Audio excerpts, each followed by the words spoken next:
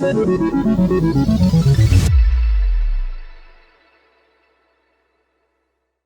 friends, I'm Les Mood, your host. Welcome to the Destination for Innovation series brought to you by the City of Bakersfield and GreenTech Network. Today we have a special community leader here with us today. Aaron Falk, welcome to the show. Thanks for having me, Les. I've been looking forward to this. Absolutely. Can you share a little bit about yourself for those who aren't in the community that are watching and maybe something that the world doesn't know about too? Sure. So Aaron Falk, President and CEO of the Kern Community Foundation. I've been here for a couple of years, and I'm from Bakersfield, grew up here, Stockdale High School, go Mustangs, class of 2000. Got my undergrad from UC Santa Barbara in 2010, graduated right into the teeth of the recession. It was probably the worst time to get a poli-sci degree. Striking out completely in Bakersfield, I had some family in Northern Virginia. They said, hey, if you want to crash on our couch, there's no recession in DC. So printed out a stack of resumes, and I had a couple of cheap suits that didn't fit and drove to Northern Virginia and started commuting 90 minutes both ways into DC looking for something.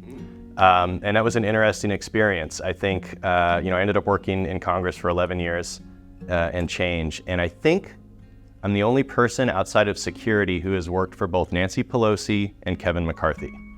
I was an intern for Pelosi in Congress, and then when I moved back to Bakersfield in 2017, I worked for Kevin McCarthy for several years here.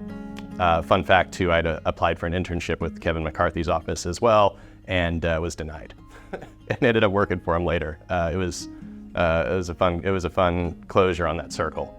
But DC was a great time. I worked on a lot of military policy. I was able to get a few really good laws passed, especially supporting women in the military. And then, I worked for the Armed Services Committee for several years. I've got a copy of the defense bill I'm super proud of here. And then I worked for Martha McSally out of Arizona. She was our first female fighter pilot. She flew the A-10. And then we had a bunch of really, really cool wins working for McSally and for Tucson and Southeast Arizona. But super glad to be back here and glad to be talking to you today. Absolutely. So couch surfing is an interesting part of your journey. I didn't know, so that's really cool. But I am really amazed that you are able to do, Nancy and Kevin and really bridge that. I think that's an important part of your leadership. It's a pretty amazing journey. So where do you say your journey began, your professional journey began besides on the couch? So, I've always been entrepreneurial. When I was in summer school at Cal State, going into 5th grade, and we had a class project, and our class project was to do an art museum, and we did various, arts in different styles, and I'm not an artist, but the class ahead of us ran a snack shop that you could go to in between during the breaks, and I decided at age, I think I was 10, I did not like the selection, and I did not like the prices. So I borrowed some money from my parents, and I recruited a buddy who wasn't doing anything, and we went to Costco and we bought snacks that I thought people would actually like, and I set up shop next door to the 6th grader snack shack. And after 4 days, I put them out of business. It was pretty fun, and it was just a very early lesson on if you see an opportunity and you're ready to move on it and you can do it smartly, you can succeed and you can really disrupt what's going on and be successful. And that was a lesson that I've taken all through my life. Yeah, in terms of opportunity, what are you doing these days to make the world a better place? This is what I love about my job, is I work with people and organizations, businesses, government, all across the spectrum. And the single goal is making Kern County a better place to live, work, and visit. And I don't see it as my job to pick winners and losers. It's my job to help anybody who is trying to help to have a greater impact on whatever it is they're trying to do. It's interesting because in the morning I might meet with Planned Parenthood, and in the afternoon I'll meet with Bakersfield Pregnancy Center. Or in the morning, this has happened, where I'll meet with Kevin McCarthy's staff, and then I'll meet with Dolores Huerta, who's been a fantastic partner. And I get to move around all of these circles, and my only job is to help them be successful. And so that's what I like. That's really neat that you get to bridge all of those various stakeholders in the community. In terms of, challenges and struggles, what kind of challenges along your journey and associated triumphs could you share? I'd like to share. Sure. There have definitely been a lot of ups and downs, a lot of false starts and a lot of failures. I have been very successful in DC, and I've lived in a car. So there's a wide range of outcomes here. And there's not always somebody there to help you when you're down. I mean, it's nice to have that fun story of, I turned my life around and so helped me, and there was this great program, but that's not there for everybody. And sometimes you have to, you just have to do it on your own, and there's nobody coming to help. And so there are a lot of times where you had to take that good look in the mirror of just like, is what I'm doing working? And sometimes it's not. And what are you gonna do in that kind of situation? And so starting to make good choices, starting to listen to better people, but really taking ownership over your day-to-day life and your decisions, that's really helped me. And then another thing that happened, right around my 30th birthday, I woke up blind. Couldn't see after having 20/20 vision leading into that. And several eye specialists down the road, they discovered I have this very rare eye condition that is gonna gradually rob me of my sight altogether. I've had several eye surgeries now. I'm wearing these crazy custom scleral contact lenses so that I can sort of see. It doesn't correct to 20/20. I will eventually need a corneal transplant. And so my contact lenses hurt, textbooks are hard, reading is hard, playing with my kid can be challenging, going out for a run can be challenging, and I've had to build an entire life around how do I manage this eye disease. And it's actually been a net gain for me because it's forced me to be so disciplined in everything that I'm doing so that I can get through the day and be able to see, that I don't have any spare time to mess on things that have nothing to do with what's important to my daily life. Wow, that's really amazing. I didn't know that. Thanks for sharing that. So from the car to the couch to the work in the community, do you have some advice you'd like to share with the community? Persistence. Nothing in the world can take the place of persistence.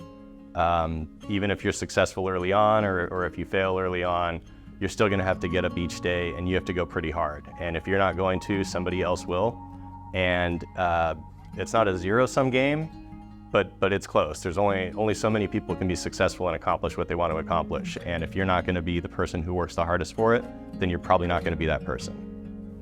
Absolutely, yeah.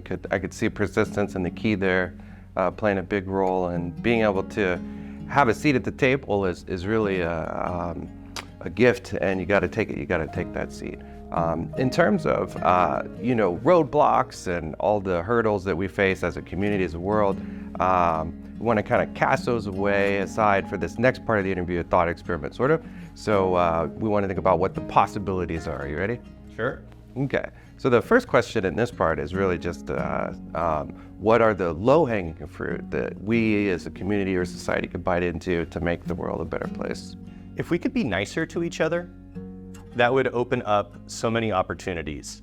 And I'll give an example. This isn't necessarily people who weren't nice to each other, but we do Give Big Kern every year. It's our flagship event. Since 2016, through Give Big Kern, we've raised millions of dollars from thousands of donors for hundreds of local nonprofits.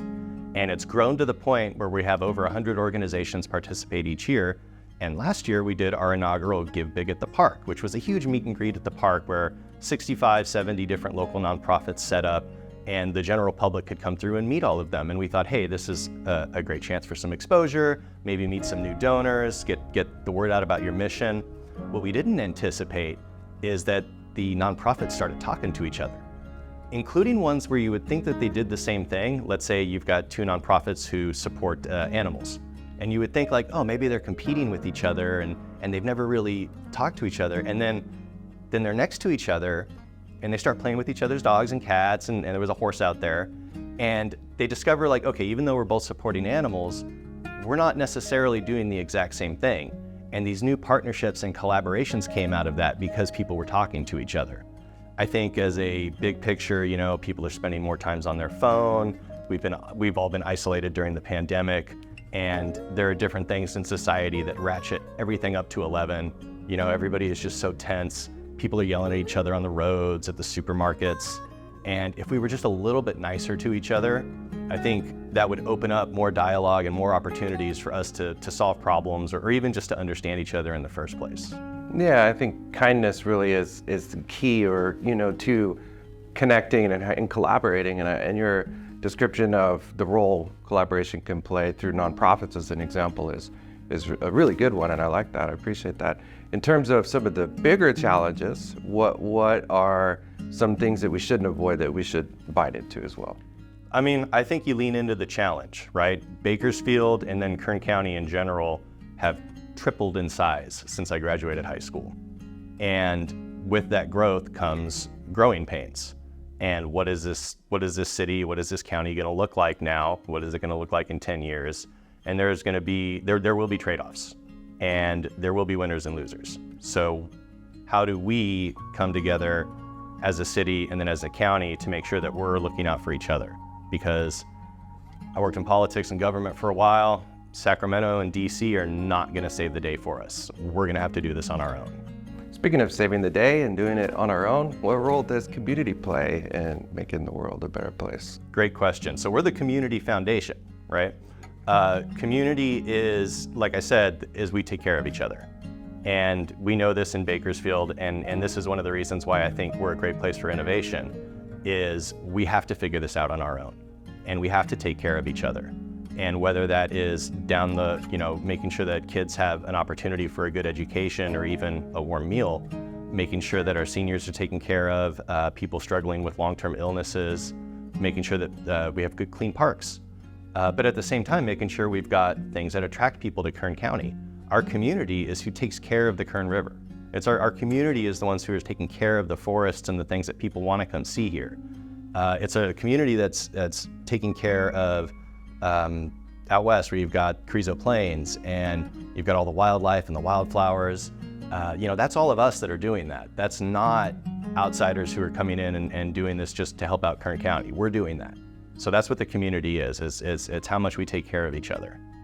Yeah, absolutely. Well, all the work you're doing, and I think all of those aspects really are important. We can focus on innovation, which is this conversation, but really the community and how safe people feel and how healthy they are and how happy they are plays a role in that innovation as well.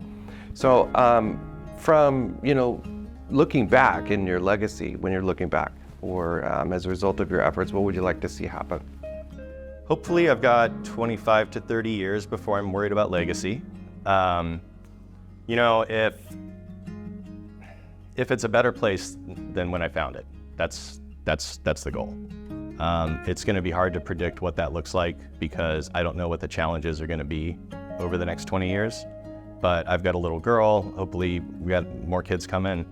I want them to be proud to be from Bakersfield.